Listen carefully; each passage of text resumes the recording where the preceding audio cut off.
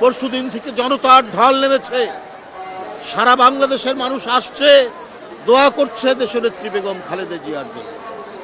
তাই বন্ধুরা আমার, আমি শুধু এইটুক কথাই বলতে চাই, জাতীয়তাবাদী মহিলা দল আজকে তারা দোয়া করেছেন, শ্রদ্ধা জানিয়েছেন।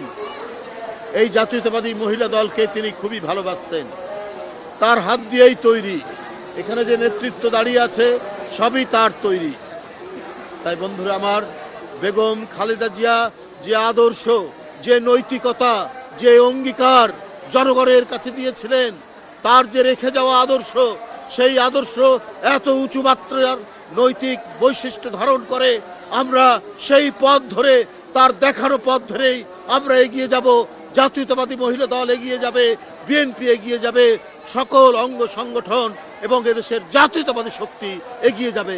তার দেখানো পথ দিয়ে এগিয়ে গেলেই আমরা গণতন্ত্র সমুন্নত রাখতে পারবো, আমরা দেশের পতাকাকে ধরে রাখতে পারবো, স্বাধীনতাকে ধরে রাখতে পারবো, সার্বভৌমত্বকে ধরে রাখতে পারবো। সুতরাং তিনি যে প্রেরণা, তিনি যে নিজে যন্ত্রণা সহ্য করে, অত্যাচার সহ্য করে তিনি তার পতাকাকে উড্ডীন রেখেছিলেন, সেই দৃষ্টান্তই আমরা অনুসরণ করে আমরা এগিয়ে যাব। এবং তার জ্যেষ্ঠ পুত্র, বিএনপির ভারপ্রাপ্ত চেয়ারম্যান জনাব তারেক রহমান, তার যে পতাকা তিনি হাতে নিয়েছেন, তার মায়ের প্রদর্শিত পথ ধরেই তিনি এগিয়ে নিয়ে যাবেন এই দেশকে নতুন সম্ভাবনার দিকে, নতুন দিগন্তের দিকে। আমরা সেই দিগন্তের দিকে এগিয়ে যাব, যার জন্য প্রায় 40-45 বছর, 46 বছর লড়াই করে গেছেন, নিরন্তর লড়াই করে গেছেন, নিরন্তর সংগ্রাম করে গেছেন বেগম খালেদা জিয়া। তার যে অটুট মনোবল, তার যে স্থৈর্য, আত্মসংযম, তার যে সাহস, তার যে দৃঢ় প্রত্যয় যে তাকে কোনো হুমকির মুখে তার জনগণ এবং তার মাটি থেকে সরানো যায় না, তার জ্বলন্ত এক প্রমাণ দেশনেত্রী বেগম খালেদা জিয়া।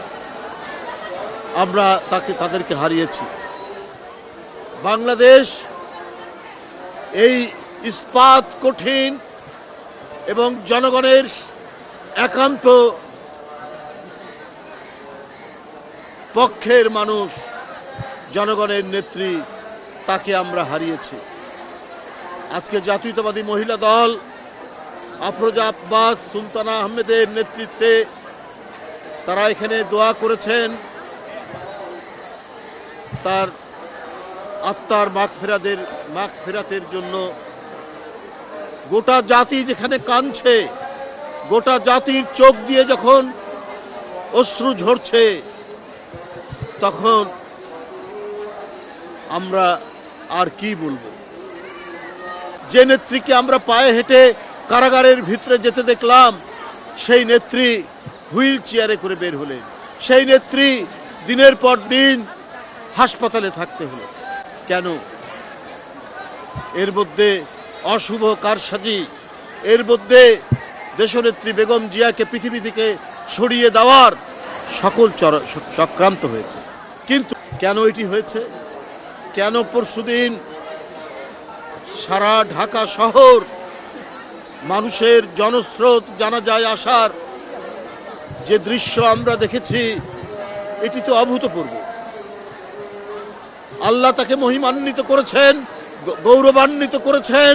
জনগণের নেত্রী, গণতন্ত্রের নেত্রী, মানব কল্যাণের নেত্রী, তার বিরুদ্ধে কত কুরুচিপূর্ণ কথা বলা হয়েছে, কত ধরনের তার বিরুদ্ধে নোংরা কথা বলা হয়েছে, কিন্তু তার আত্মসংযমের মধ্যে, তার সজ্জন এবং সুরুচিপূর্ণ কথার মধ্যে দিয়ে তিনি প্রমাণ করেছেন, যারা কুরুচিপূর্ণ কথা বলে তারা জনগণ থেকে ধিক্কৃত হয়, আর যারা সৌজন্যবোধ প্রিয়, যারা হাজার আক্রমণের মুখেও, হাজার বাজে কথা বলার পরেও যিনি একটি মাত্র শব্দ,